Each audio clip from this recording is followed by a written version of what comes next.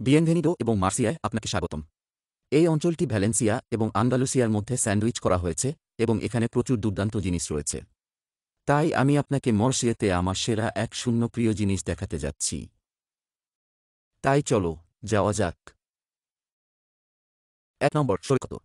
250 কিলোমিটারেরও বেশি উপকূলের সাথে সব ধরনের আশ্চর্যজনক সৈকত রয়েছে এবং উপকূলীয় দৃশ্যাবলী সারা বছর উপভোগ করা হবে। বছরে 300 দিন সূর্য থাকে এবং গড় তাপমাত্রা 19 ডিগ্রি সেলসিয়াস।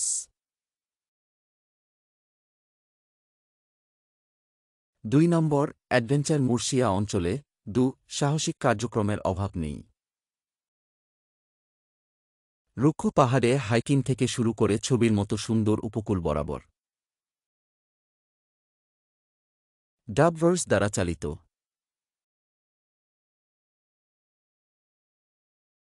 প্রায় 1000 মিটার 150 শিখর, এটি সব ধরনের অ্যাডভেঞ্চার স্পোর্টসের জন্য একটি আদর্শ অবস্থান করে তোলে।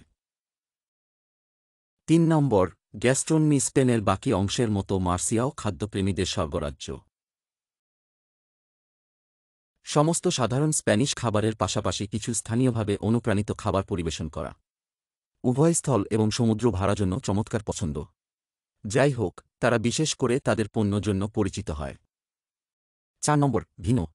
সেই সুস্বাদু খাবারটি কিছু দিয়ে ধুয়ে ফেলতে হবে। এটি স্থানীয়ভাবে উৎপাদিত কিছু ওয়াইনও হতে পারে। ৩টি স্বতন্ত্র ওয়াইন অঞ্চল রয়েছে, প্রতিটি স্বাদ নেওয়ার মতো বিভিন্ন ধরনের উৎপাদন করে। সুতরাং আপনার গ্লাসটি পূরণ করুন এবং কিছু ভালো বন্ধুদের সাথে কিছু সময় ব্যয় করুন। ৫ নম্বর, শহুরে জীবন। আপনি যদি আরও কিছুটা উৎসাহী কিছু খুঁজছেন তবে মুর্সিয়া এবং কার্টেজেনা শহরগুলিতে যান, যা প্রদেশের মাত্র 2টি মহানগর অঞ্চল তৈরি করে। মুর্সিয়া অভ্যন্তরে পাওয়া যায় এবং এর জনসংখ্যা প্রায় 250,000। কার্টেজেনা প্রায় 1/4 মিলিয়ন বাসিন্দা সহ উপকূল বরাবর পাওয়া যায়। উভয় জাদুঘর, ক্যাফে, বাজার, দোকান পরিদর্শন এবং শুধু স্থাপত্য প্রশংসা করার জন্য মহান জায়গা।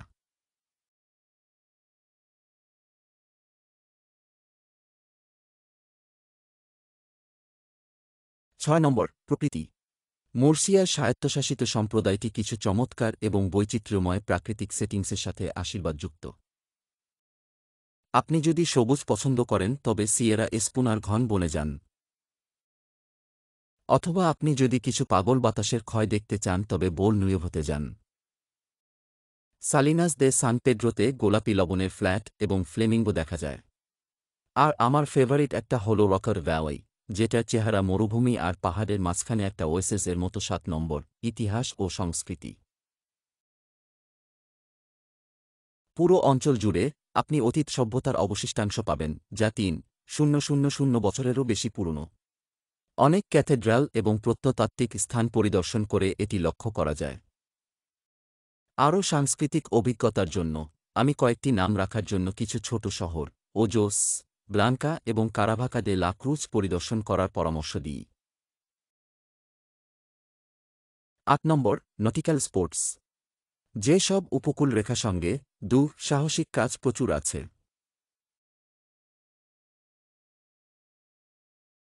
এখানেও থাকতে হবে। কায়াকিং, সাঁতার, মাছ ধরা, স্কুবা ডাইভিং এবং পালতোলা সমস্ত উপভোগ করা যায় সারা বছর, তাই আপনার সাঁতারের পোশাক ভুলবেন না। Number ৯, thermal spa.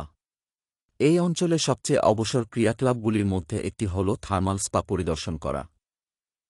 আমি ঐতিহাসিক পাউনিয়ারিও ডিয়ারচেনা ওয়েলনেস ফ্যাসিলিটি অনুভব করার সৌভাগ্য অর্জন করেছি। জলের খনিজগুলির একটি থেরাপিউটিক প্রভাব রয়েছে, এটি কয়েকদিনের অন্বেষণের পরে শিথিল এবং আনওয়াইন্ড করার জন্য দুর্দান্ত জায়গা তৈরি করে। ১ নম্বর, গল্ফ। আপনি যদি ক্লাবগুলি সুইং করতে চান তবে মুর্সিয়া অঞ্চলটি ইউরোপের সেরা অবস্থানগুলির মধ্যে একটি।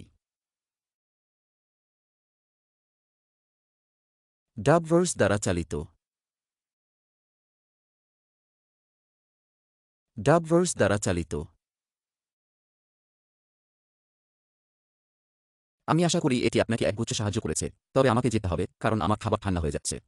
পরের বার পর্যন্ত পরে দেখা হবে।